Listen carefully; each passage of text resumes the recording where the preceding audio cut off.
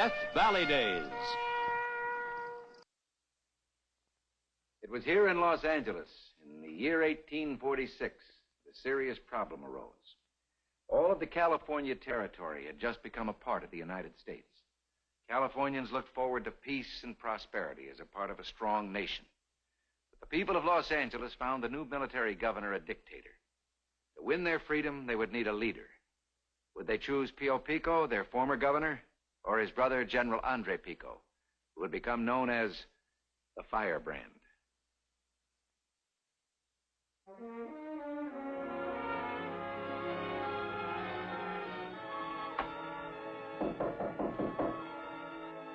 Come in. Buenos dias, Lieutenant Gillespie. Senor Pico. May I present my brother, Andres? Lieutenant? General Pico, isn't it? No longer. Since California is a territory of the United States, Mexico no longer has an army here. Yes, of course. Sit down, gentlemen. Gracias. Your servant informed me this morning that I was to have the pleasure of a visit from the governor. He has not yet become accustomed to the fact that I am no longer governor. He's not the only one, senor. What do you mean? It appears I'm not very popular with your people. Oh. I am confident that in time you will win them over. Win them over, you say? And I wager you'd like me to begin by allowing them to celebrate this Mexican holiday they've been creating such a fuss about. Correct? Correct. Except that it is not a fiesta of Mexico, but of the church. It makes no difference to me what they want to celebrate. There happens to be an ordinance against such gatherings. One which you yourself passed last week. With good reason, too. If they expect privileges, they'll have to change their attitudes. Privileges? Andres, please. I do not understand what you mean, Lieutenant. I mean their arrogance, their hostility. But, Lieutenant, they willingly surrendered to your country's government. They welcome the protection of the United States. They have a unique way of showing it. Just yesterday morning, I received this welcoming gift from the good ladies of Los Angeles. And? Tempting as they may appear, these peaches have been carefully rolled in tiny cactus nettles. Cactus nettles? Barely visible to the eye. But very painful, I assure you. Andres, this is no laughing matter. I offer my most humble apologies. Yes. I assure you that I will personally see that this is investigated. What you do about the matter is of no concern to me, sir. I am the governor here now. And these people will learn to show respect if I have to deprive them of every bit of freedom they possess. I understand your anger, Lieutenant. But if you would loosen your restrictions... When a dog snaps at you, you don't slacken the leash. You tighten it until he learns who's master. These people wear no leashes. Andres! And I warn you, if you treat them like dogs, they'll turn on you. Andres, stop it! Get out! Both of you! But, Lieutenant, get out! I'm sorry about this. Perhaps at some other time. There's nothing more to be said. Good day, Lieutenant. Oh, General! Tell your people if they send me nettles, they'll get them right back. I will tell them. Lieutenant.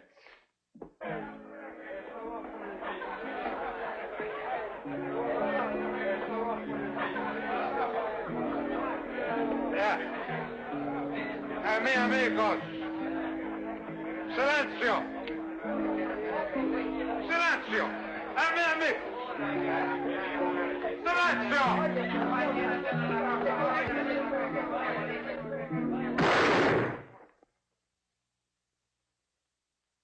Gracias, amigos. Gracias. You know what day this is today, huh? It is the day of the fiesta. La fiesta de los Santos Reyes. It is the day all the little ones await with eagerness.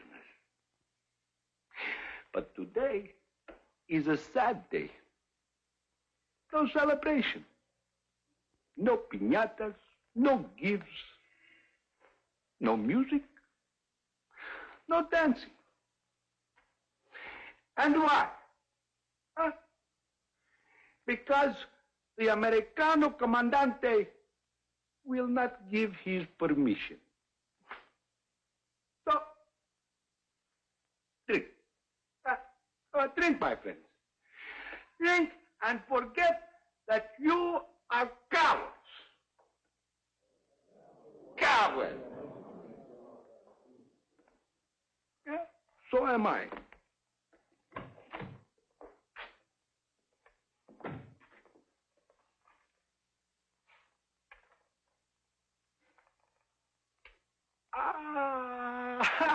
Look who enters our humble cantina. A gringo soldier. Huh? You afraid, huh? You shaking your boots, huh? Well, Valera's not afraid. Come on, gringo. You fight with Valera, huh? Amigo, this is no day to fight. This is a day to be happy. Come on, sit down, huh? We have a drink. Hey, Americano, you tell your amigos that Valera is not afraid, huh? Come on, amigos. Ah. Sit, huh? All right,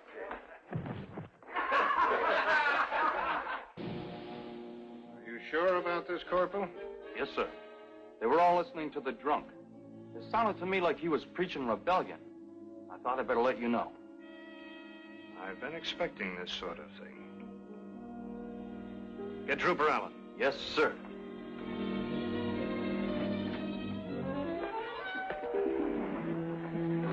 That's the man, sir. You there. Stand up. Me? Yes, you. You're coming with us. Oh, this man has done nothing. Call an attempt to incite a rebellion nothing. Oh, he was drunk. Nobody took him seriously. I took him seriously. Take him! Take your hands off him. I said take him! Lieutenant, I warn you, you better leave while you're still able. Don't threaten me. I am the governor here, and no one tells me what to do. You people better get that through your thick Mexican skull. I warn you.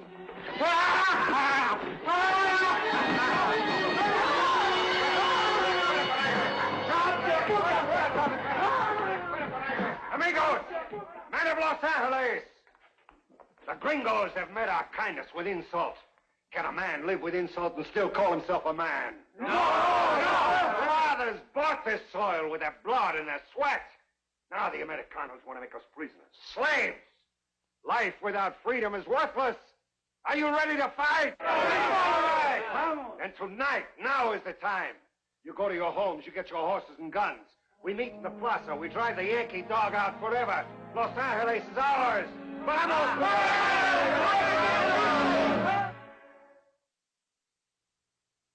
Have you any idea what the consequences of this rebellion of yours will be? You don't understand. The soldiers have been thrown out. The town is ours. You do not understand, you hot-headed fool. What you have done is an act of war against the United States. Then we'll fight the United States, but we'll never surrender the Pueblo. Your talk is very brave. But do you know how large their army is? You think you stand a chance with your 80 outlaws? Soldiers. Outlaws! We are no longer a part of Mexico. Those men have no country. They have California. That is their country. I do not know how long it will be, but I do know that the American soldiers will come, and more, and still more until they have crushed every last one of you. Well, at least we'll make it difficult for them, huh? My men have captured guns, ammunition. Shout it to the wind. Tell it to those strutting roosters of yours, but do not tell me that. You should have let me handle it my way. Your way, huh? With a politician's smile. Exactly. Why don't you turn the other cheek, my brother? They haven't slapped it yet. You have no understanding of politics, have you? Oh, of course I have. I've watched you stand with your hat in your hand while Gillespie threw insults into your face. A man learns to deal with insults. No! A man has pride. He doesn't crawl before the enemy.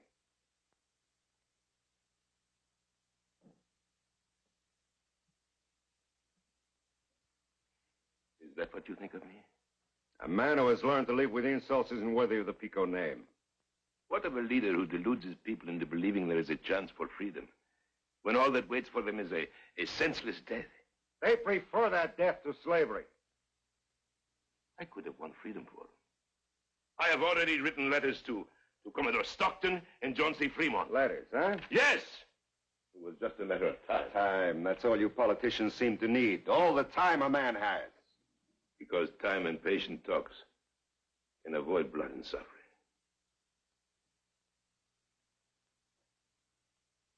Andres,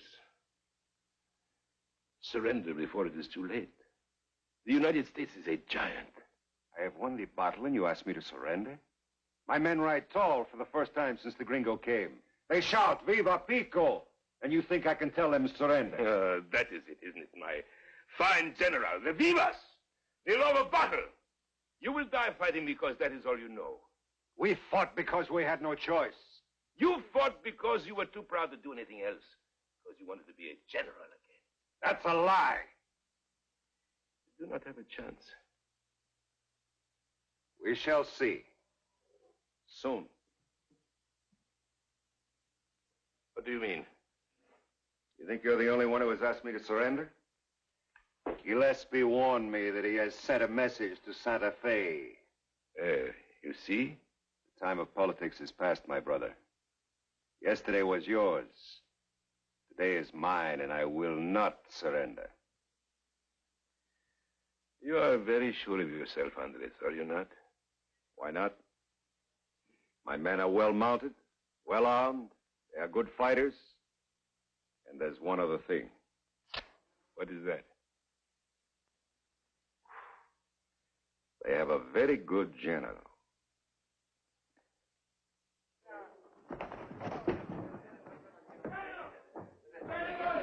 General!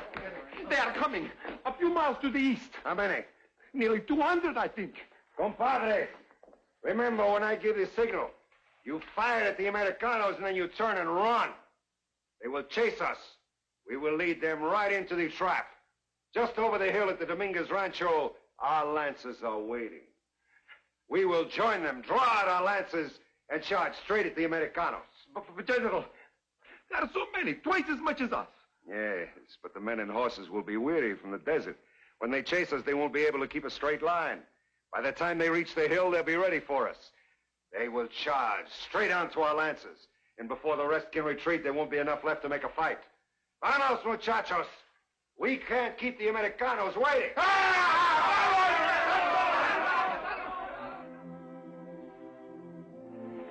It's a beautiful night, isn't it? What is it, my dear?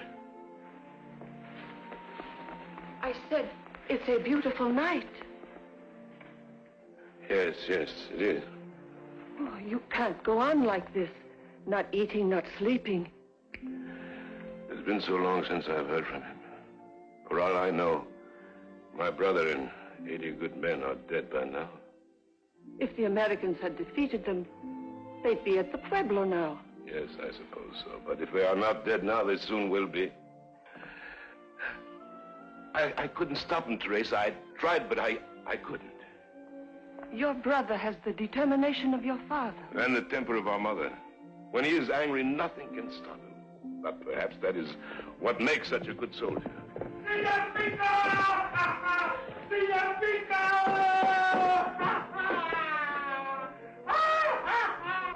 Senor Pico! We have won! We have won, senor! The gringos, they have turned and run away! What was left of them? What? Pio, they are safe. Tell me, how is my brother? Magnifico, senor! Magnifico! How many dead have we? None, senor. Not one man. Thank God. Where is Andres? Come, senor. Come. I will take you to him. Teresa, this is what I've been praying for, a second chance. Yes, you will be governor again. No, never. But Andres has turned them away. I don't know how he did it, but He cannot continue to defend Los Angeles. The United States is a giant. I must talk to him and make him see it is impossible. Oh, Pio! Yes? Andres is a general again. You must not treat him as a younger brother. You're right. I hope I am as good a diplomat as he is a soldier.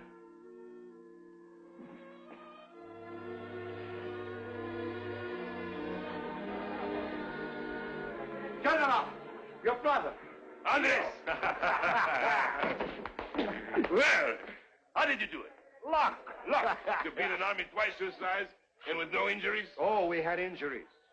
Martinez got a cut hand, Vasquez got a cut lip. They were arguing about a rifle they captured. Come on, celebrate with us. Have a drink. No, later. Now I would like to talk with you alone. All right?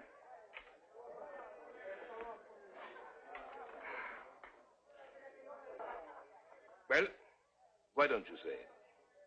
Say what? That I was wrong? You proved that today. Yes, we won the battle. But you were right about one thing. What? About me fighting for the love of fighting. You're a brave man, Andres. So are all your men. There are no better in the world. But you cannot win this way. You know, when I said I was lucky, I wasn't joking. Oh, I had a good plan. I set a good trap. But if they did not follow me into it, we'd all be dead now. 30 of them escaped us. General Kearney was among them. I think he headed south. A large garrison has been set up in San Diego under Commodore Stockton. So that's where they head, huh? Theo, when the next army comes, I want you to tell them we'll surrender the Pueblo. There will be punishment, you know. Punishment? See? Prison sentences, most likely. But why? We have not been conquered. In the eyes of the United States government, you are outlaws. Then the United States government is blind. Can 80 outlaws defeat 2 detachments of American soldiers? My men are soldiers.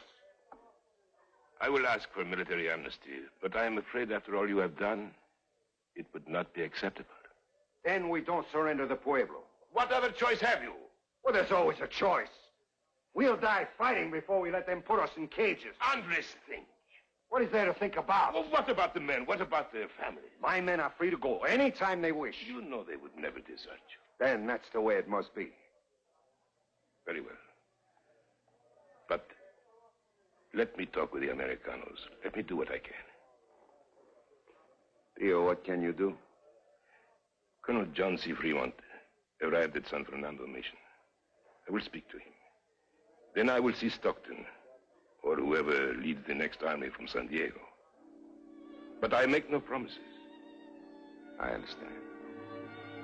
Andres, vaya con Dios. Hermano. Hermano.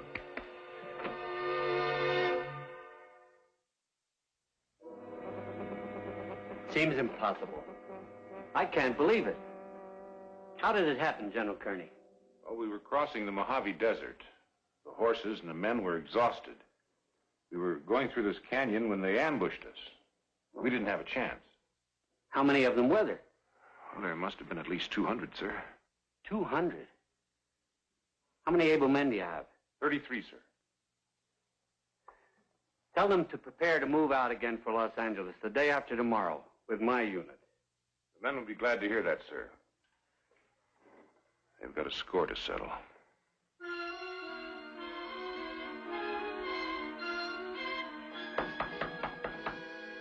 Come in. Commodore Stockton and General Kearney have arrived. Gentlemen? Welcome to my house, Commodore. How do you do, Senor Pico? General? Senor Pico? Please, sit down. Thank you. I was greatly surprised when your servant met us with your invitation. General Kearney's reception was less hospitable. I regret that action was necessary. So does my brother. But it was you who attacked us. Your brother and his rebels invaded the American garrison here in Los Angeles in violation of our treaty. I don't deny that. But, Commodore, if you recall, I sent you a letter concerning the intolerable conditions laid down upon our people by Lieutenant Gillespie. Yes, I received it, but I was unable to act upon it before the revolt broke out. Our people bore his insults as long as they were able. The revolt was in protest to Lieutenant Gillespie, not to the American government. Then we were asked here to negotiate a peace. If certain conditions can be agreed upon. Well, I'm glad to hear that. I'm certain we can prevent a tragic loss of life. I certainly hope so, Commodore. We underestimated you before, but this time the odds are with us. I brought 300 men with me. Now, if it came to a battle, your brother's 200 would be... What is that you said? 200? Oh, yes. At least that's the estimate reported to me by General Kearney. I'm afraid the general was mistaken.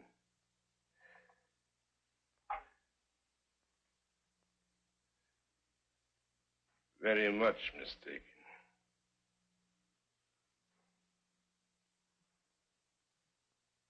As I explained, sir, it was very hard to tell the exact number under the circumstances.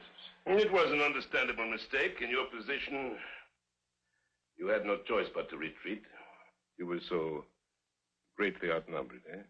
Yes. Yes, we were outnumbered.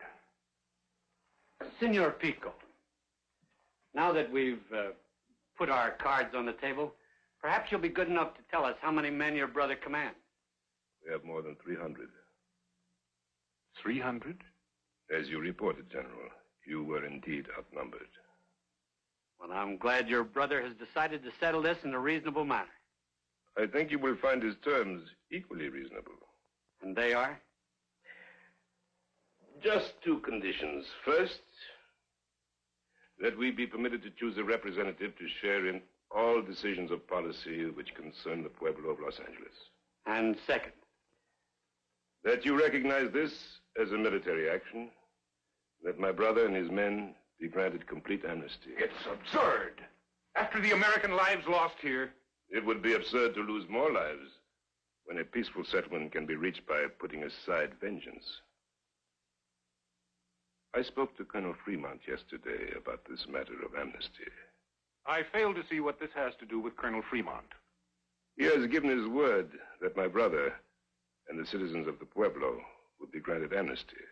On whose authority? I believe he acted in the interest of peace and goodwill. Commodore, I object. It might interest you to know that my brother has great respect for Colonel Fremont. He has stipulated that the colonel is the only man he will surrender to. Well, now, that puts things in a rather different light. Sir, the honor of the United States Army is at stake here. Honor? Let's put the right name on it, shall we, General? It's bloodthirsty revenge you're after. That's all you've talked about since the very beginning. Your permission, sir.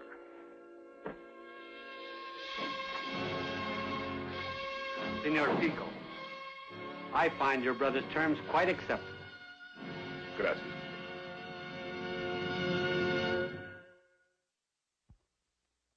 The treaty, known as the Cahuenga Capitulation, was signed on January 13th, 1847. The general atmosphere of goodwill on both sides. Just 3 years later, California became the 31st state of the Union. As for General Andre Pico, the Firebrand had fought his last battle. As a general, that is. He continued to aid his people as a leader in government and civic affairs. Truly one of the builders of California. Next week, another story of the people who built the great American West.